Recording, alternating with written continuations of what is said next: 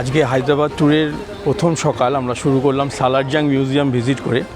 তো এখন entry ticket কেটে নিয়েছি, এখন ভেতরে যাব। ভেতরে একটা ফুড কোর্ট আছে, তার আগে ব্রেকফাস্ট করব। এই হচ্ছে এন্ট্রান্স, এখানে ব্রেকফাস্ট সেরে তারপর মিউজিয়াম ঘুরবো। ব্রেকফাস্টে ছোলা বাটোরা অর্ডার করেছি। ক্যাফেটা পরিষ্কার পরিচ্ছন্ন, তাদের সারাউন্ডিংটা একটু দেখিয়ে দিই।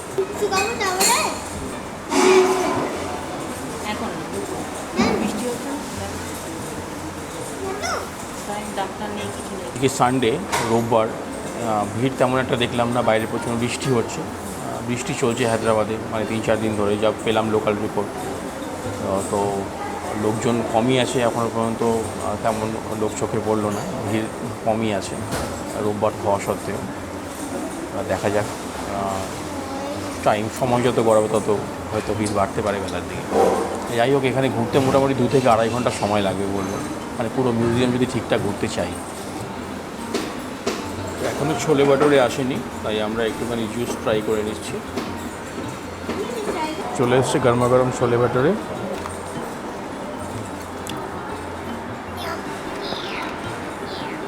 ঠিকঠাক, ঠিকই আছে। নবাব মীর ইউসুফ আলী খান সালারজাং তৃতীয় হায়দ্রাবাদ রাজ্যের নিজামের শাসন আমলে হায়দ্রাবাদের প্রধানমন্ত্রী হিসেবে দায়িত্ব পালন করেছিলেন। তিনি 35 বছর ধরে তার আয়ের একটি উল্লেখযোগ্য অংশ বিশ্বজুড়ে নিদর্শন সংগ্রহে ব্যয় করেছিলেন, আর সেই নিদর্শনের নমুনাই এই মিউজিয়ামে রাখা আছে, যা দেখতে আমরা আজ এখানে এসেছি।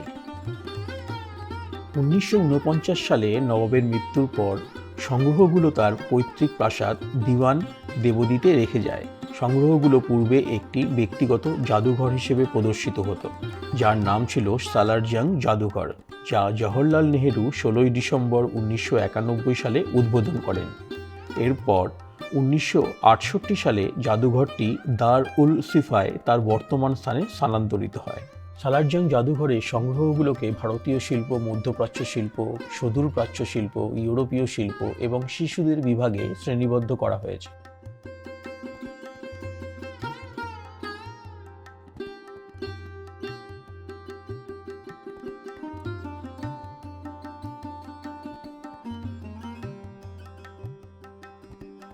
এখানে ভারতীয় শিল্পকলার যে সংগ্রহগুলো রয়েছে তার মধ্যে ভারতীয় ব্রোঞ্জ, ভারতীয় টেক্সটাইল, ভারতীয় ভাস্কর্য, দক্ষিণ ভারতের ক্ষুদ্র শিল্প, ক্ষুদ্র চিত্রকর্ম, হাতির দাঁতের খোদাই করা অস্ত্র, বর্ম এবং ধাতব জিনিসপত্র, জেট খোদাই ইত্যাদি রয়েছে। এই মিউজিয়ামে হাতির দাঁতের খোদাই করা জিনিসপত্র রয়েছে প্রচুর, যেমন আসবাবপত্র, মাদুর, বাতি, ছোড়ার হাতল, দাবা, চৌসার, ওয়াকিং স্টিকের হাতল, বিভিন্ন জিনিস। হাতির দাঁতের খোদাই করা জিনিসগুলোর মধ্যে সবচেয়ে উল্লেখযোগ্য যেটা হচ্ছে লুই ষোড়শ কর্তৃক টিপু সুলতানকে উপহার দেওয়া হাতির দাঁতের খোদাই করা চেয়ার। এছাড়া ভারতীয় ব্লকে জাহাঙ্গীর, নূরজাহান এবং শাহজাহানের জেট কারুকৃত ছোড়া রয়েছে এবং ঔরঙ্গজেব, টিপু সুলতান, মোহাম্মদ শাহ, বাহাদুর শাহ এবং আব্দুল হাসান কুতুবের শাহের অস্ত্র রয়েছে এখানে। এই সালারজাং মিউজিয়ামে জেড এবং জেট পাথরের তৈরি বিশাল সংগ্রহ রয়েছে। এটি ভারতবর্ষের সর্ববৃহৎ জেট পাথরের সংগ্রহের মধ্যে একটি।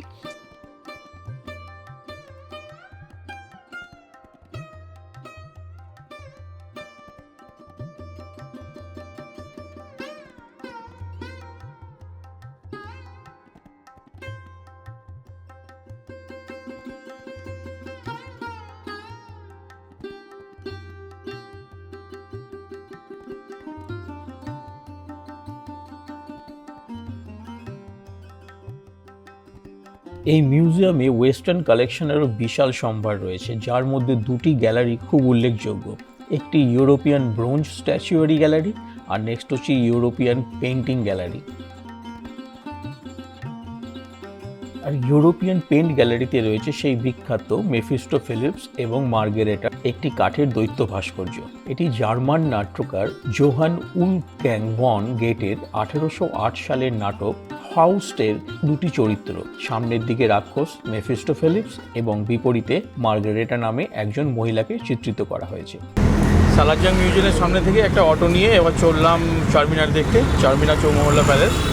অটো নিল 100 টাকা, নিয়ে আমাদের চারমিনারের সামনে ছেড়ে দেবে। ওইখান থেকে এখন চারমিনার আর চৌমহল্লা প্যালেস, মক্কা মসজিদ এগুলো ঘুরে দেখবো। হায়দ্রাবাদ, যার অর্থ হলো সিংহের শহর, এই শহরের নামকরণ নিয়ে একটা কিংবদন্তি আছে। শহরের প্রতিষ্ঠাতা মোহাম্মদ কুলি কুতুব শাহ স্থানীয় নৃত্যশিল্পী ভাগমতীর নাম অনুসারে এই শহরের নামকরণ করেছিলেন ভাগ্যনগর। ভাগমতী ইসলাম গ্রহণ করেন এবং হায়দার মহল উপাধি গ্রহণ করেন। পরবর্তীকালে তারই সম্মানে এই শহরের নামকরণ করা হয় হায়দ্রাবাদ। চারমিনার তেলেঙ্গানার রাজধানী শহর হায়দ্রাবাদের একটি স্মৃতিস্তম্ভ, আর এই ল্যান্ডমার্কটি হায়দ্রাবাদের প্রতীকও বটে। আর শুধু তাই নয়, এটি তেলেঙ্গানার সরকারি প্রতীকেরও অন্তর্ভুক্ত।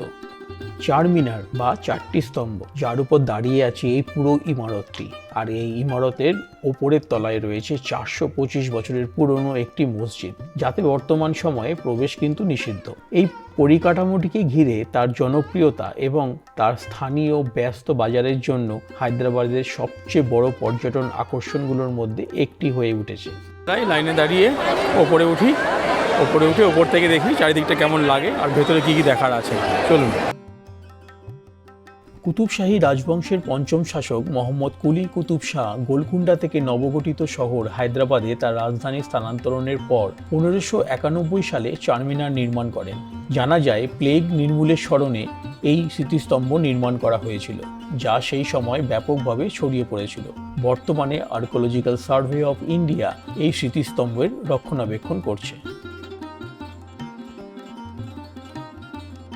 চারমিনার দর্শন শেষ করে এখন চারমিনারের সামনে যে বাজার রয়েছে সেই বাজারে একটু পাইচারি করে আমরা এগিয়ে চললাম চৌমহল্লা প্যালেসের দিকে। চারমিনার থেকে চৌমহল্লা প্যালেসের দূরত্ব 300-400 মিটার মতো, পায়ে হেঁটেই যাওয়া যায়। তাই আমরা হাঁটি পা চললাম চৌমহল্লা প্যালেসের দিকে। চারমিনার থেকে হাঁটতে হাঁটতে চৌমহল্লা প্যালেস পৌঁছে গেলাম। আগের দিন বৃষ্টি হয়েছে বলে রাস্তা পুরো কাদা কাদা অবস্থা। এটা পার্কিং প্লেস, আপনাদের দেখিয়ে দিই। সামনেই টিকিট কাউন্টার। চৌমহল্লা প্যালেসের ভিতর কোনো রকম ক্যামেরা অ্যালাউ নেই, কিন্তু আপনি আপনার মোবাইলটি সঙ্গে রাখতে পারেন, তাতে ছবি তুলতে পারেন এবং ভিডিওও করতে পারেন। তাই এই চৌমহল্লা প্যালেসের ভিতরে শ্যুট করা সমস্ত ভিডিওই আমি আমার মোবাইলে তুলছি। খিলাওয়াত মুবারক, এটি চৌমহল্লা প্রাসাদের প্রাণকেন্দ্র। এটি আসফজাহি রাজবংশের আসন ছিল। বিশাল স্তম্ভযুক্ত দরবারের হলটিতে একটি খালি মার্বেলের প্ল্যাটফর্ম রয়েছে, যার উপরে তখ্ত-ই-নিশান বা রাজকীয় আসন স্থাপন করা হয়েছিল। এখানে নিজামরা তাদের দরবার এবং অন্যান্য ধর্মীয় ও প্রতীকী অনুষ্ঠানের আয়োজন করতেন।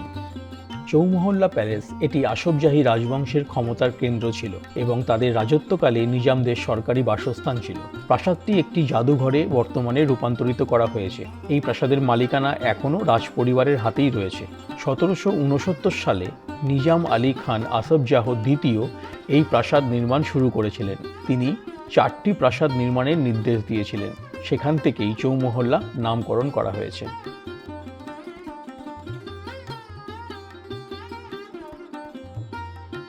এই প্রাসাদটির সবচেয়ে প্রাচীনতম অংশ হল সাউদার্ন কোর্টিয়ার্ড, যেখানে 4টি প্রাসাদ রয়েছে: আফজাল মহল, মাহতাব মহল, তাহানিয়াত মহল এবং আফতাব মাহা, যা একে অপরের বিপরীতে নব্য ধ্রুপদী শৈলীতে নির্মিত। প্রাসাদগুলির মধ্যবর্তী প্রাঙ্গণটিতে একটি পুকুর এবং একটি সজ্জিত বাগান রয়েছে।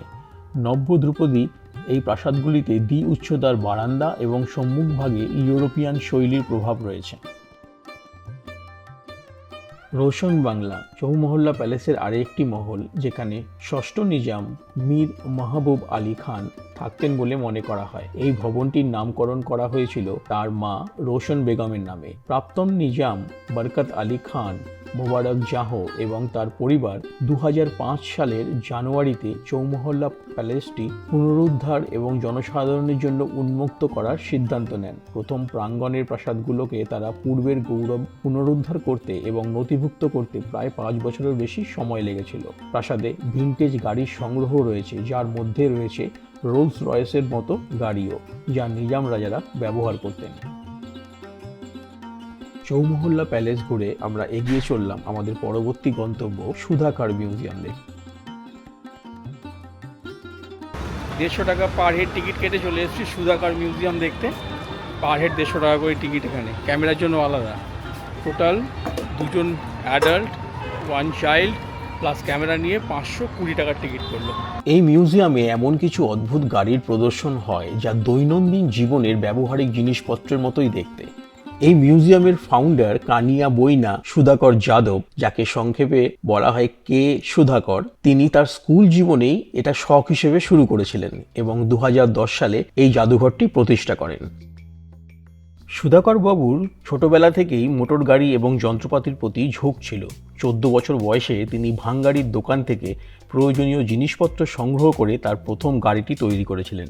এরপর 1 জুলাই 2005 সালে তিনি হায়দ্রাবাদের রাস্তায় একটি ট্রাইসাইকেল চালান, যার উচ্চতা ছিল 12.67 মিটার এবং চাকার ব্যাস ছিল 5.18 মিটার, আর যার দৈর্ঘ্য ছিল 11.37 মিটার।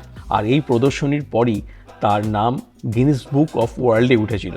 আর এই জাদুঘরের কথা লিমকা বুক অফ ওয়ার্ল্ড রেকর্ডসেও উল্লেখ আছে। এই সংগ্রহশালার প্রতিটি প্রদর্শনী বস্তুর সাথে একটি ফলক থাকে, যেখানে গাড়ির প্রস্তুতকারক, এটি তৈরিতে কত সময় লেগেছে এবং এর সর্বোচ্চ গতি কত, এই সব বিস্তারিত তথ্য দেওয়া থাকে। এই জাদুঘরে বিশ্বের সবচেয়ে ছোট দোতলা বাসটিও রয়েছে, যেখানে 10 জন বসতে পারে, এবং ছোট আকারের 12টি ভিন্ন ভিন্ন মোটরসাইকেল প্রদর্শনীতে রাখা আছে। তার মধ্যে সবচেয়ে ছোটটির উচ্চতা 33 সেন্টিমিটার। এটি ঘন্টায় 30 কিলোমিটার গতিতে চালানো যেতে পারে। সুধাকর বাবু কিছু গাড়ি বিশেষ উপলক্ষের কথা মাথায় রেখে তৈরি করেন, যেমন নারী দিবসের জন্য হ্যান্ডব্যাগ, স্টিলেটোর আকৃতির গাড়ি, শিশু দিবসের জন্য পেন, পেন্সিল, শার্পনার ডিজাইনের গাড়ি। এই হাতে তৈরি গাড়িগুলো তৈরিতে প্রায় 85 থেকে 1.5 লক্ষ টাকা খরচ হয়, কিন্তু এগুলো বিক্রি করা হয় না। গাড়িগুলো প্রায়শই রোড শোয়ের জন্য জাদুঘরের বাইরে আনা হয়, যেখানে মানুষ সেগুলোকে চলতে দেখতে পারে।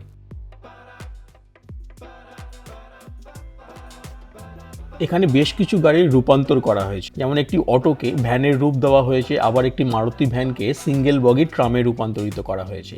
এছাড়া প্রদর্শনীতে ট্যান্ডেম সাইকেলও রয়েছে, যা 6 জন পর্যন্ত আহুরি বহন করতে পারে। পরিবর্তিত সাইড কার সহ বেশ কয়েকটি মোটর সাইকেল প্রদর্শনীতে রাখা আছে, এর মধ্যে জুতো, কন্ডম আকৃতির সাইড কারও অন্তর্ভুক্ত।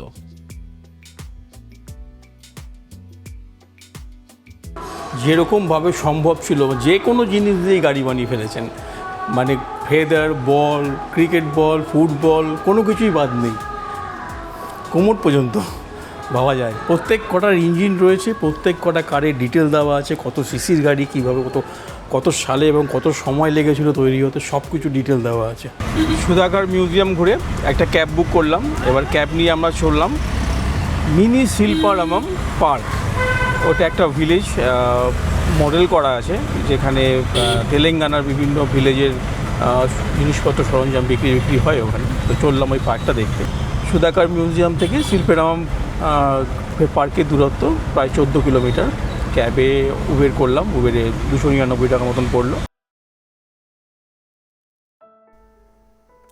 এই পার্কের এন্ট্রি ফি অ্যাডাল্টদের জন্য 40 টাকা, বাচ্চাদের জন্য 20 টাকা। পার্কের ভেতরে কোনো রকম ক্যামেরা অ্যালাউ নয়, তবে আপনি আপনার মোবাইল ফোনটি ব্যবহার করতে পারেন। তাই এখানে শ্যুট করা সমস্ত ভিডিওই আমি আমার ফোনে তুলেছি। এখানে তেলেঙ্গানার হস্তশিল্পের ওপর বিভিন্ন রকম দোকান রয়েছে, যেগুলো শিল্পীরা নিজেরাই দিয়েছেন। তাই আপনার পছন্দের জিনিসপত্র এখান থেকে আপনারা কেনাকাটা করতে পারেন। তাছাড়া এখানে প্রতি সন্ধেবেলায় একটা কালচারাল প্রোগ্রাম অনুষ্ঠিত হয়। পরে সন্ধ্যের ফলে এখানে বেশ ভালো ভিড়ও হয়। সন্ধে পর্যন্ত থাকলে এখানকার সাংস্কৃতিক সম্বন্ধ আপনাদেরও একটা বেশ ভালো ধারণা হতে পারে। এছাড়া পার্কটি খুব সুন্দরভাবে মেনটেন করা, অনেক জায়গা জুড়ে পার্কটিকে বানানো হয়েছে। কিন্তু আমাদের হাতে এখন সময় বেশি নেই, ঘড়িতে প্রায় বিকেল 5:30। আমাদের ফিরতে হবে। আর আজকের ভিডিও এখানেই শেষ করব। ভিডিও আপনাদের কেমন লাগলো অবশ্যই একটা কমেন্টস করে জানাবেন। আপনাদের মতামত আমার কাছে খুবই গুরুত্বপূর্ণ। আর চ্যানেলটি সাবস্ক্রাইব করারও আপনাদের কাছে অনুরোধ রইল। ভিডিও ভালো লাগলে অবশ্যই একটি লাইকও দেবেন। অসংখ্য ধন্যবাদ।